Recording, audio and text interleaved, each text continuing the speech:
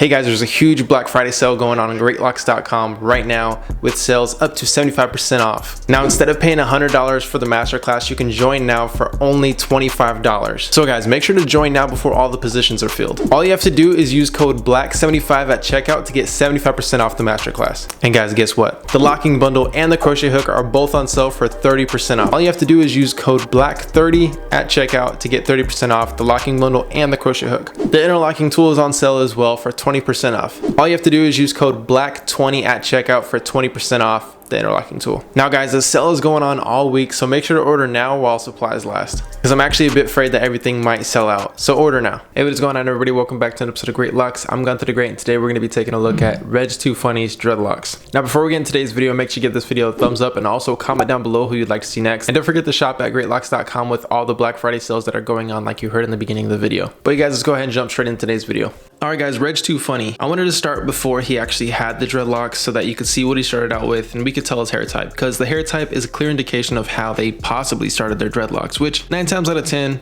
is the way that they started them, especially after you see how their dreadlocks look. It's easy to see what they started to get their dreadlocks. So we see his hair type being at around a 4B, and this is a very popular hair type for dreadlocks, not just because it's popular and not just because a lot of people have them with this hair type, but because this hair type is more suitable. Not saying that other hair types aren't suitable, but this hair type is very easy to lock up. If you compare this hair type to a straight hair pattern, then you'll be able to see that the straight hair takes a little bit longer to lock up versus the 4B hair type. But of course, if you want to know how to lock up your hair with straight hair, make sure to join the Greatlocs Masterclass, which is in the link down below. And right now you can actually join for $25 instead of $100 because there are Black Friday sales going on all week on Greatlocs.com. Now we start to see him go into what looks like two-strand twist and twist outs. And the reason I say two-strand twist, because even if you're looking at his dreadlocks now, they have that curly texture to them. And that typically happens when people start out their dreadlocks with the two-strand twist, which is actually a very popular way of people starting out their dreadlocks with the 4B hair type. And you want your dreadlocks to look like his or anybody else who's used the two-strand twist method,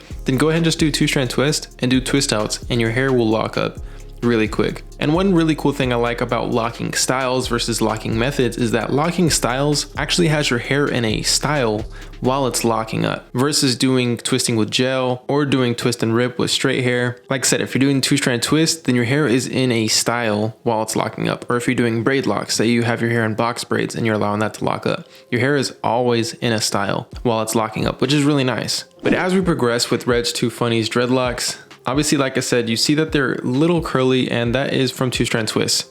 And it doesn't appear like he has two-strand twists in right now, but he actually does. And they're very loose two-strand twists. And this has actually became very popular to where people will do a loose two-strand twist versus doing them all the way to the scalp. And if you want your dreadlocks to look like his, kind of a freeform style, then you can actually maintain your way to this by doing the two-strand twist, just like how he did it. Not doing it all the way down to the root, but just doing the tips. Now in this photo, it's easier to see two-strand twists. And it's just really interesting to see his whole locking process, because all of his new growth, which actually isn't new growth, it's actually just hair that he didn't maintain, he has a lot of it. So it's really interesting seeing people do their dreadlocks this way because they're leaving all that new growth in there intentionally so that it has that look to it. It's very freeform like, which is really cool to see, because you see people that have their hair like this and you think they have freeform dreadlocks, or even people that have used the sponge and got their dreadlocks, you think it's freeform, which they actually maintain their way into it. And this is a way that you can actually do it. This is where we start to see his hair actually look locked up. And of course his hair is maturing along the way, and even now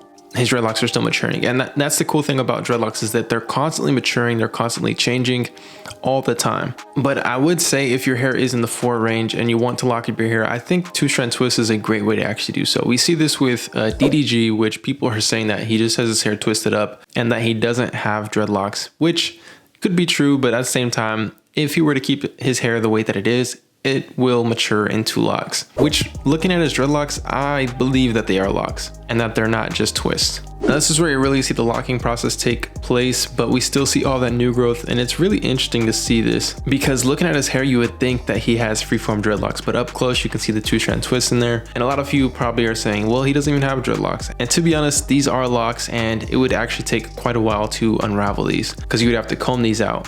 Now, of course, you can see the two-strand twist in there, but those single strands are actually locked up. and it just happens over time. Now guys, this is the most recent photo that I have, and you can see that his dreadlocks are a little bit more thick. They're potentially at their full maturity, and of course they will mature over time as they grow out and the new growth matures as well, but it is really cool seeing his hair like this.